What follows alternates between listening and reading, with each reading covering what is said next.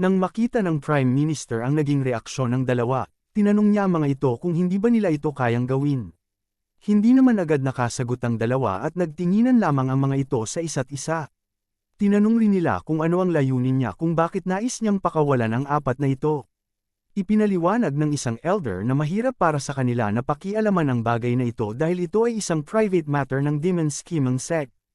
Sinabi rin ng isang elder na bukod sa katotohanan na ang apat na ito ay mga makasalanang martial artist. Nasa landas rin ito ng demonic path at ang mga ito ay matataas ang antas sa Demon Scheming Sect bago sila nakulong. Kaya natatakot silang dalawa na hindi nila magagamit ang apat na ito. Nagsaad naman ng Prime Minister na hindi ang kasalukuyang sitwasyon ng apat na ito.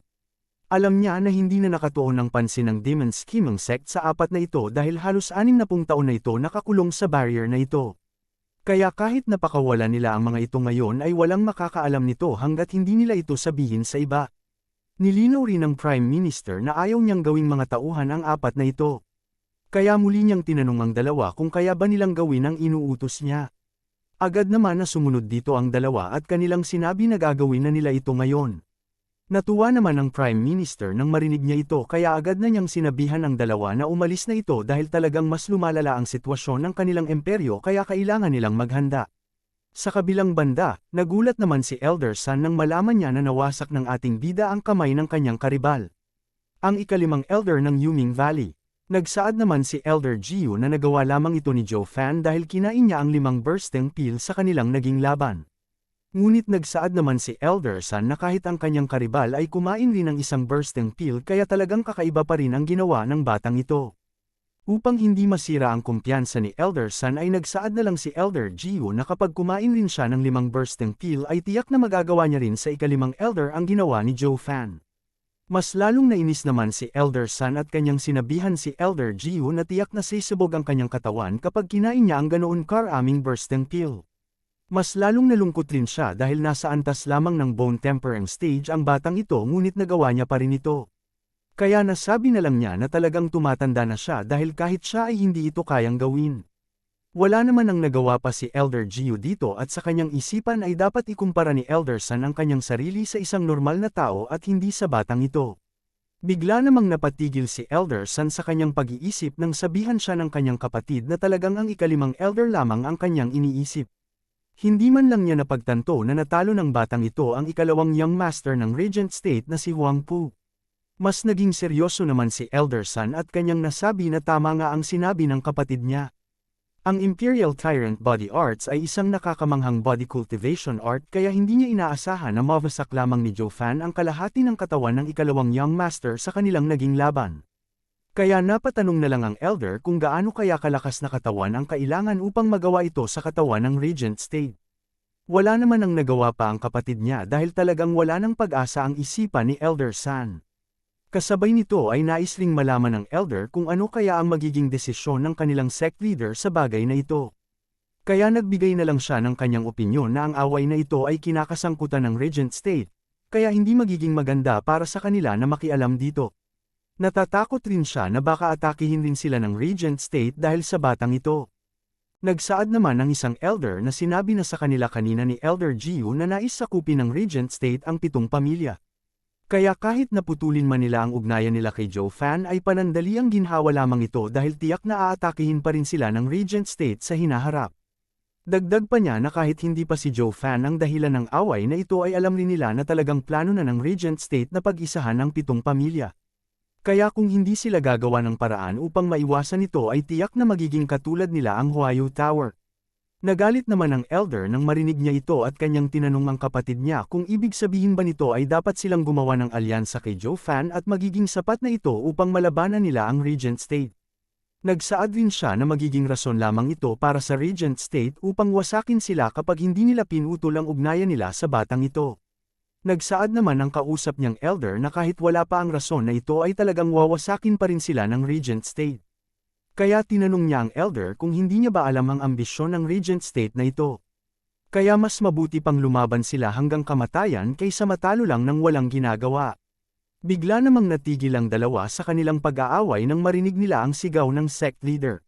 Nagsalita ang sect leader na wala siyang balak na ihinto ang alyansa nila kay Joe Fan. Nasabi rin niya na nabuksan ni Joe Fan ang kanyang isipan dahil sa ipinakita niyang gulo laban sa 7 pamilya. Kaya alam niyang magiging malaking tulong ang batang ito sa kanilang sect sa hinaharap. Kaya tulad ng sinabi niya noon, maliban na lang kung mamatay si Joe Fan ay magpapatuloy pa rin ang kanilang alyansa sa Lu Clan. Nagulat naman dito ang elder at kanyang sinabi na ano ang kanilang gagawin sa Regent State kapag nalaman nila ito. Agad naman na sinabi ng sect leader na hindi niya kailangang mag-alala dahil naplano na niya ito matagal na. Ipinaliwanag niya na kailangan nilang umarte na sumusunod sa Regent State ngunit mananatili pa rin ang kanilang ugnayan kay Joe Fan ng pat ago. Alam niya rin na hindi maghahinala ang Regent State kapag ginawa nila ito kaya hindi sila magkakaroon ng anumang rason na atakihin sila ng pansamantala. Magandang plano rin ito dahil magkakaroon pa sila ng sapat na panahon upang makapaghanda sa kung anuman ang maaaring mangyari.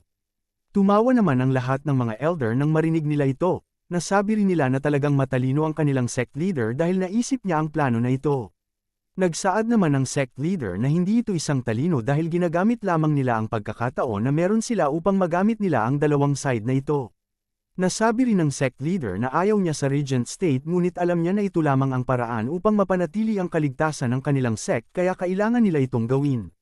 Dagdag pa niya na ito lamang ang pinakaligtas na pagpipilian. Bigla namang natigil ang pag-uusap nila nang marinig nila ang isang tauhan na nagmamadaling pumasok upang magbigay ng isang mensahe mula sa Regent State. Agad naman na kinuha ng sect leader ang mensahe na ito at siya ay nagulat nang makita niya ang laman ng sulat. Sa sulat ay nakalagay ang utos ng Regent State na magkakaroon ng isang pagpupulong sa kanilang sect upang pag-usapan ng 7 pamilya ang maaaring plano na gawin nila upang mapatay ang ating bida. Kahit na sina Yan Tang at Chu Chu ay nagulat rin nang matanggap nila ang sulat na ito. Kahit na si Elder Jiu ay hindi rin makapaniwala na nagsisimula ng gumalaw ang Regent State. Nasabi naman ng sect leader na mukhang nais talagang ipakita ng Regent State ang kanilang autoridad sa kanila, dahil ang huling pagpupulong na ginawa ng 7 pamilya ay nangyari 300 taon na ang nakakaraan. Nasabi naman ni Elder Sun na tama nga ang sinabi ng sect leader. Ngunit isang halimaw rin na martial artist ang nakalaban nila noong panahon na yun na talagang kinailangan nilang pag-isahin ang kanilang puwersa. Ngunit sa ngayon ay ginagawa lamang ito ng Regent State para sa kanilang sariling benepisyo. Ang malala pa ay hindi man lang nila kinausap muna ang ibang pamilya bago nila nilabas ang utos na ito. Kaya talagang pinapalabas nila na sila ang namumuno sa 7 pamilya at wala silang magagawa dito. Nagsaad ang sect leader na sa hinaharap ay hindi na matatalo ang kanilang sect sa esoteric debate dahil nandito si Joe Fan na ito. Kaya ngayon ay kailangan lang muna nilang maghintay pa at sumunod sa nais ng mga kumag na ito. Sa kabilang banda ay nagtaka naman ang ating bida dahil parang may bumanggit sa pangalan niya. Kaya napatanong na lang siya kung sino kaya ang nagmumura sa kanya. Natawa naman dito si Elder Yan at kanyang sinabi na maraming napatay si Joe Fan sa nakaraang laban nila kaya tiyak ito ang nagmumura sa kanya. Nagbiro naman ang ating bida na mas maraming tao pa rin ang may galit kay Elder Yan kaya tiyak na siya na ang makakaramdam nito. Dahil ang mga taong napahirapan niya ay tiyak na magtatanim ng galit sa kanya kahit napatay na siya. Tumawa naman si Elder Yan at kanyang sinabi na sanay na siya sa mga bagay na ito. Hindi naman dito nagulat ang ating bida dahil alam niyang masama naman talaga ang tao na ito sa simula pa lang. Bigla namang nakaramdam ng malakas na enerhiya ang ating bida kaya agad niyang inutusan si Elder Yan na tumigil muna silang dalawa. Nagtaka naman si Elder Yan at napatanong siya kung ano ang nangyayari.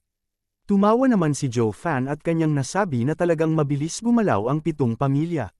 Sinabi rin niya kay Elder Yan na 1 milya sa harap nila ay may mga elder na nakahandang mang-ambush sa kanilang dalawa. Nagulat naman dito si Elder Yan dahil hindi niya inaasahan na nandito na agad ang mga kalaban. Ipinaliwanag ng ating bida na sa kanluran sa unahan nila ay nagtatago doon ang elder ng Yuming Valley dahil sa kakaibang enerhiya nito. Habang sa silangan naman ay tumatakbo ang 2 elder kaya sa tingin niya ay nanggaling ang mga ito sa Marywood sect. Napansin rin niya na may 2 pang kalaban sa hilaga ng mga ito. Napansin rin niya na parang pamilya ang matinding enerhiya na ito kaya sa tingin niya ay nanggaling ang mga ito sa Regent State. Ipinaliwanag rin niya na ang bawat isa sa mga elder na ito ay nagtataglay ng lakas na nasa antas ng 5th layer ng Heavenly Realm kaya mukhang malakas ang mga ito. Natuwa naman si Elder Yan dahil napagtanto niya na kayang gamitin ng ating bida ang discerning stage na tanging mga nasa Radiant stage na martial artist lamang ang may kakayahan na gamitin ito. Kaya nasabi niya na talagang napakatalentado ng ating bida. Nasabi rin niya na sa ganitong paraan ay maaari nilang iwasan ang mga ito. Ngunit bigla namang nagsaad ang ating bida na hindi nila kailangan na iwasan ang mga kumag na ito. Tumawa rin siya na parang demonyo at kanyang sinabi na dahil nandito na rin naman ang mga ito ay dapat nilang batiin ito ng personal kaya kakalabanin nila ito ng harapan. Hindi naman sumang-ayon dito si Elder Yan at kanyang sinabi na hindi nila maaaring kalabanin ang mga ito ng harapan. Alam niya rin na naghanda ang mga ito sa kanya kaya alam niyang mahihirapan si Joe Fan sa mga ito. Nasabi rin niya na kahit nanalo si Joe Fan sa kanila sa Huayu Tower ay dahil lamang ito sa pagmamaliit nila sa kanya. Nasabi rin niya na mas malakas ang mga elder na ito kumpara sa kanilang mga nakalaban niya. Kaya kung titingnan nila ang mga kalaban nila ngayon ay tiyak na alam na nila ang totoong lakas ng ating bida at tiyak na hindi ibababa ng mga ito ang kanilang depensa sa kanya. Kaya kung ang burst ng pil lamang ang kanyang magiging alas para kalabanin ang mga ito ay tiyak na alam ng mga elder na ito ang paraan upang matalo siya dahil pwede lang nilang patagilan ang laban hanggang sa mawala na ang epekto ng gamot sa kanya. Naging seryoso naman si Joe Fan dahil hindi niya inaakala na magiging ganito kaloyal agad sa kanya si Elder Yan. Kaya sinabihan niya ito na ang laban na nangyari noon ay siya lamang mag-isa ngunit ngayon ay kasama na niya ang elder kaya alam niyang kaya niyang matalo ang mga ito. Nagtaka naman si Elder Yan dahil hindi niya alam kung kaya ba niyang matalo ang mga elder na ito. Nasabi rin niya na natatakot lamang ang mga tao sa kanya dahil sa kanyang lason, ngunit maraming tao na ang nakakaalam na maaari lang nilang matalo si Elder Yan sa pamamagitan ng paggamit ng matinding lakas at tapang laban sa kamatayan. Naging seryoso rin siya dahil alam niyang matatalo talaga siya ng mga ito. Kahit na matamaan man niya ng lason ang mga kalaban ay maaari lang sila agad na magtungo sa kanyang sect upang kunin doon ang antidote ng lason niya. Sinabi rin niya na alam niyang alam na ito ni Joe Fan dahil siya mismo ang nagpakita nito sa mga elder matapos niyang labanan ang kanyang disciple na si Yan Fu. Nakangiting sinabi naman ni Joe Fan na hindi nila kailangan na labanan ang mga ito ng harapan. Ang kailangan lang nilang gawin ay malason ang mga ito ng sabay upang mapahina ang kanilang lakas. Nagtaka naman si Elder Yan nang marinig niya ito at napatanong rin siya kung paano nila magagawa ito. Nasabi rin niya na hindi mga tanga ang elder na ito kaya tiyak na hindi lamang sila tatayo sa kanilang lugar upang matamaan ng kanyang lason. Dagdag pa niya na ang mga elder na ito ay nasa heavenly realm kaya kahit na nasa 1,000 metro pa ang layo nila ay tiyak na mararamdaman na sila agad ng mga ito. Kaya kapag ginawa nila ito ay tiyak na hindi nila matatamaan ang mga kalaban dahil makikita lang sila agad ng mga ito at mawawalan sila ng pagkakataon na makaatake ng patago. Nagsaad naman si Joe Fan na hindi niya kailangang matakot dahil may alam siyang paraan upang hindi sila maramdaman ng mga elder na ito. Nagtaka naman si Elder Yan dahil hindi niya alam kung ano ang paraan na ito. Agad naman na ibinato sa kanya ni Joe Fan ang isang gamot at kanyang sinabi na ang gamot na ito ay isang first grade na energy canceling pill. Ipinaliwanag rin ng ating bida sa kanya na kapag kinain niya ang gamot na ito ay mawawala ang kanyang aura sa loob ng isang araw. Bigla namang nagulat si Elder Yan nang hindi na niya maramdaman ang enerhiya ni Joe Fan. Agad naman na ipinaliwanag ng ating bida na ang paraan lamang na mahuli sila ng mga elder ay kapag nakita sila mismo ng mga ito. Maaari rin silang makita ng mga martial artist na nasa antas ng Radiant Stage gamit ang kanilang discerning field. Ngunit dahil nasa heavenly realm pa lang ang mga elder na ito ay hindi sila nito mararamdaman. Agad rin na nagpakita si Joe Fan sa likuran ni Elder Yan kaya talagang namangha na lang ang elder. Nagtanong rin si Elder Yan kung bakit hindi niya alam ang gamot na ito. Naisip rin niya na kung ang isang napakagandang gamot na ito ay alam ng mga tao ay tiyak na agad itong sisikat. Ang malala pa ay isang first grade pill lamang ito kaya hindi ito mahal gawin. Agad naman na sinabi ng ating bida na ang paggawa ng gamot na ito ay nanggaling sa isang ancient formula kaya tiyak na ito ang dahilan kung bakit hindi ito alam ni Elder Yan. Ngunit sinabihan rin siya ng ating bida na hindi niya kailangan na matakot dahil ibibigay rin niya sa kanya ito. Nagsaad rin ng ating bida na kinuha niya si Elder Yan upang matulungan siya nito na makagawa ng maraming gamot na kailangan niya. Sinabi rin ng ating bida na magiging malaking papel ang gamot na ito sa hinaharap kapag sinimulan na nila ang kanilang plano. Agad rin na inutusan ng ating bida ang elder na sa ngayon ay kailangan lang muna niyang sumunod sa kanya. Ang una muna nilang gagawin ngayon ay patayin ang mga kalaban na ito. Hindi pa rin makapaniwala ang elder na talagang maraming alam ang batang ito na ancient formula, kaya naisip na lang niya na kapag patuloy siyang sumunod dito ay tiyak na mas tataas pa ang antas niya sa paggawa ng gamot. Samantala, sa dulo ng lokasyon nila Joe Fan ay tahimik naman na naghihintay ang dalawang elder mula sa Merry Woods. Ang isang elder ay nagtaka kung wala pa rin ba ang batang ito at kung dito nga ba sa daan na ito dadaan ang batang ito. Dagdag pa niya na ilang araw na silang naghihintay sa lugar na ito ngunit wala pa ring senyales na dito dadaan ang Joe fan na ito. Kaya natatakot siya na baka ibang daan ang ginamit ng batang ito. Naging seryoso naman ang kasama niyang elder at kanyang sinabi na ayon sa sinabi ng steward ng Regent State ay dito dadaan ang batang ito. Alam niya rin na kahit kailanman ay hindi pa nagkakamali ang steward ng Regent State sa mga bagay na ito. Kaya kailangan lamang nilang maghintay dahil mukhang dito talaga dadaan ang batang ito. Ang hindi alam ng dalawang ito ay tahimik na lumalapit na ang ating bida sa kanilang dalawa. Matapos ang ilang sandali ay agad nang inatake ni Joe Fan ang dalawang ito gamit ang kanyang mga pakpak. Kaya talagang epektibo ang gamot na ito dahil hindi siya naramdaman ng dalawang ito. Tumawa rin ang ating bida dahil kahit siya ay nangangamba na baka maramdaman siya ng dalawang ito, kaya upang mas maging ligtas siya sa paglapit sa kanila ay ginamit niya ang kanyang elusive shadow art. Ngunit hindi niya inaasahan na talagang mahina ang dalawang ito at talagang walang kaalam-alam ang mga ito. Pagkatapos nito ay agad nang hinawakan ng ating bida ang ulo ng dalawang elder na ito. Kasabay nito ay ginamit rin niya ang kanyang demon transformation art upang higupin ang lakas ng dalawang ito at para mawalan rin ito ng buhay. Mas tumawa rin siya dahil talagang walang karanasan ang mga elder ng 7 pamilya pagdating sa ganitong laban dahil hindi naghahanda ang mga ito sa maaaring ambush na gawin niya sa kanila. Kaya nasabi na lang niya na talagang hindi maiiwasan ng Merrywood sect na mawasak ang kanilang sect kapag ganito kaina ang kanilang utak. Agad rin na naghanda ang ating bida dahil ang susunod niyang magiging biktima ay ang elder sa silangan ng lugar na ito. Kaya hindi siya makakapaghintay pa na makita kung sino ang pinadala ng Yuming Valley para tapusin siya. Kaya nasabi na lang niya na mukhang makakapatay na naman siya ulit ng elder sa mortal niyang kaaway na sect. Sa kabilang banda, tahimik naman na naghihintay ang dalawang elder ng Yuming Valley sa maaaring paglabas ni Joe Fan sa daan na ito. Nagsaad ang ika-4 na elder na ilang araw na silang naghihintay dito ngunit hindi pa rin nila nararamdaman na dadaan ang batang ito dito. Kaya sa ngayon ay nangangamba siya dahil dito. Seryosong sinabi naman ng ika-3 elder na hindi normal ang Joe Fan na ito dahil ito ang nakapatay sa kanilang ika-7 elder. Ito rin ang nagwasak sa kamay ng ika-5 elder kaya alam niyang hindi nila agad matatalo ito.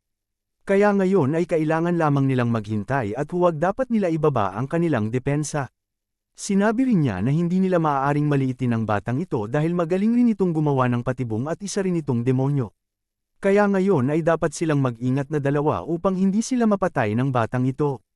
Tumawa naman ang ika-4 na elder at kanyang sinabi na tatratuhan niya ang batang ito na parang isang Heavenly Realm Master upang hindi sila nito maloko. Naging seryoso naman si Joe Fan nang marinig niya ang usapan ng dalawang ito. Alam niya rin na talagang hindi siya minamaliit ng dalawang ito kaya mahihirapan siya na patagang maatake ang mga ito.